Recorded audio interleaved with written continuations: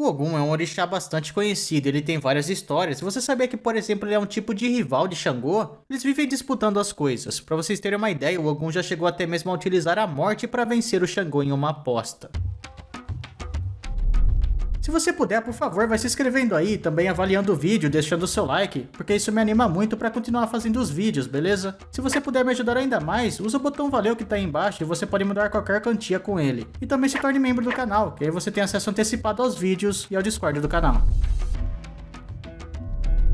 A Terra de Ifé, que foi criada por Obatalá, tanto os humanos quanto os orixás trabalhavam e viviam em igualdade. Todos eles caçavam e plantavam utilizando ferramentas, só que as ferramentas que eles usavam eram horríveis, eram feitas de pedras, madeiras ou metais moles. E por causa disso, o trabalho deles acabava exigindo mais tempo que o necessário, eles acabavam se esgotando muito. Com o aumento da população de Ifé, a comida estava ficando cada vez mais escassa, eles precisavam de uma área maior para fazer a plantação. Então os orixás se reuniram para pensar numa maneira de limpar aquelas árvores e aumentar o terreno da lavoura. O Ossain, que era o orixá da medicina, se voluntariou primeiro para tentar limpar todo aquele terreno. Só que como o facão dele era feito de metal mole, acabou não dando muito certo. Do mesmo jeito que o Ossain fez, todos os outros orixás tentaram, só que ninguém conseguiu limpar aquelas árvores. O Ogum, que sabia do segredo do ferro, só que não tinha contado nada para ninguém até agora, vendo que todos os outros orixás tinham fracassado naquela tarefa, ele pegou o seu facão, que era feito de ferro, e foi cortando as árvores uma por uma. Os outros orixás ficaram espantados com aquilo e começaram a perguntar para o Ogum do que era feito o seu facão, já que ele era tão resistente. O Ogum falou que era um segredo que ele tinha recebido do Orumilá, que era o ferro. Os outros orixás começaram a invejar um pouco o Ogum, porque o ferro ajudava na agricultura, na caça e até mesmo na guerra. Por muito tempo, os outros orixás ficaram enchendo o saco do Ogum para ver se eles descobriam alguma coisa sobre esse negócio do ferro, só que ele nunca contava nada.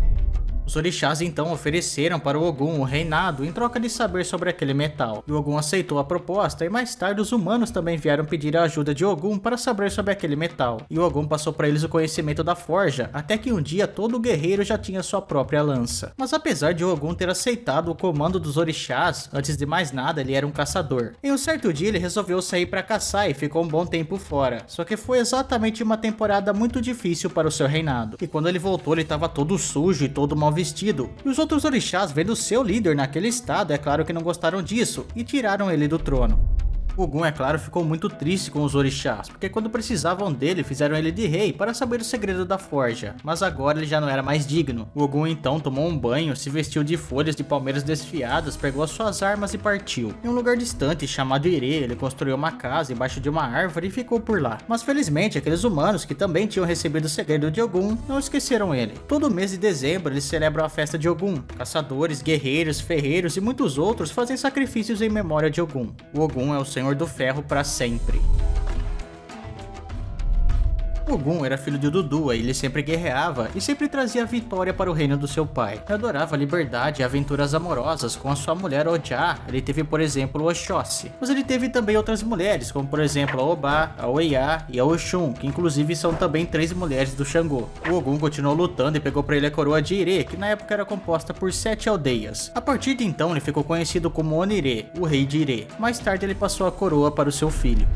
O Ogum então passou a ser chamado por outros nomes também, como por exemplo o Ogum Onire, que eu acabei de falar, por causa do reino de Ire, e também o Ogum Alakoro, por causa de uma coroa que ele usava, que era sem franjas, chamada de Akoro. Segundo uma história, o Ogum acabou saindo para uma guerra e só voltou para Ire depois de muito tempo. Ele chegou bem em um dia que estavam fazendo um ritual sagrado, e nesse ritual precisava que todo mundo ficasse em silêncio. Ninguém podia falar com ninguém, não podiam nem mesmo olhar para ninguém. E o Ogum, que tinha acabado de voltar de uma guerra, acabou tendo problemas com isso, porque ele estava com fome e com sede, mas ninguém olhava e nem ouvia ele, então ninguém podia ajudar. Ele começou a se sentir meio ignorado pela sua própria cidade. Ele tinha acabado de vencer uma guerra e eles não recebiam ele. Ele ainda por cima era o rei de Ire. Com muita raiva e usando a sua espada, ele começou a acabar com todo mundo que estava na sua frente. Ele começou a cortar a cabeça de todos. O Ogum tinha feito a sua vingança e tinha se lavado de sangue. Quando acabou a cerimônia religiosa, tinha acabado também o silêncio. Com isso, o filho de Ogum, junto com outros súditos que tinham escapado da matança, foram procurar pelo pai. Fizeram as homenagens para o Ogum, Ogum, deram água, deram comida, cantaram e até dançaram pra ele, mas ele estava inconsolável. Ele quase tinha acabado de matar todos os habitantes da sua própria cidade, nem se deu conta que era uma cerimônia que ainda por cima era muito importante para todo o seu reino. O Ogum começou a sentir, por causa de sua precipitação e por causa de tudo que tinha feito, que ele não podia ser mais o rei. Mesmo ele se auto-punindo, não tinha medidas para o seu tormento. Não havia nem possibilidade de autocompaixão. O Ogum pegou a sua espada e fincou no chão com muita força. Em um segundo a terra inteira se abriu, e o Ogum foi levado por solo abaixo. Mas o Ogum foi parar em Orun, que era o céu dos deuses. Ele já não era mais humano, mas sim um orixá.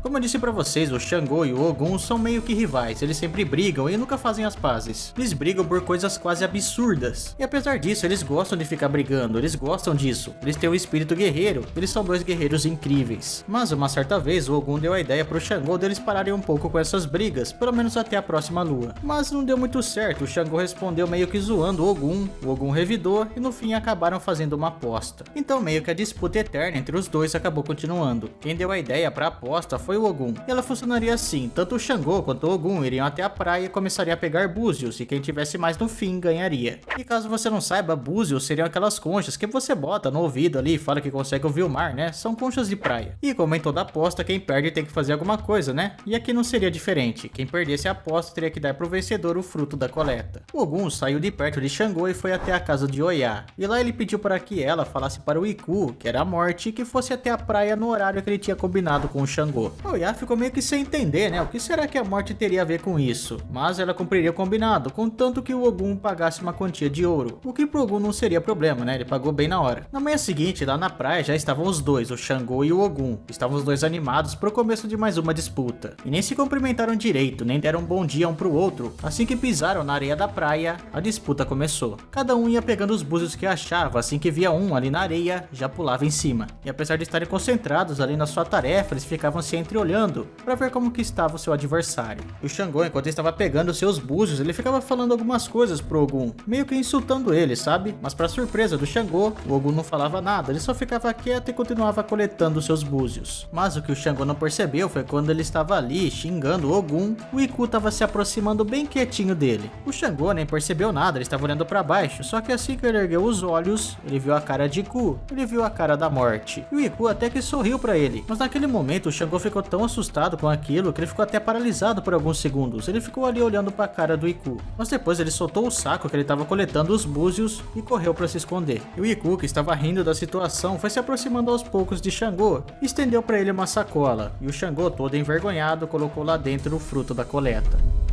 Bem galera, o vídeo foi esse, espero que vocês tenham gostado. Não esqueçam de avaliar o vídeo, deixando o like ou dislike, se inscrever no canal caso você não seja inscrito. Caso você tenha alguma ideia para um próximo vídeo, deixe aí nos comentários também. Lembrando sempre que esses vídeos que eu faço aqui são de mitologia iorubá e não de religiões afro-brasileiras, tá? Então se você ver alguma diferença aqui, é por causa disso. Caso você queira saber outras histórias de outros orixás, eu vou deixar uma playlist de mitologia iorubá que eu fiz aqui, tá? Lá tem a história de Xangô, da Iemanjá, do Oxóssi e muito mais, dá uma olhada lá, valeu!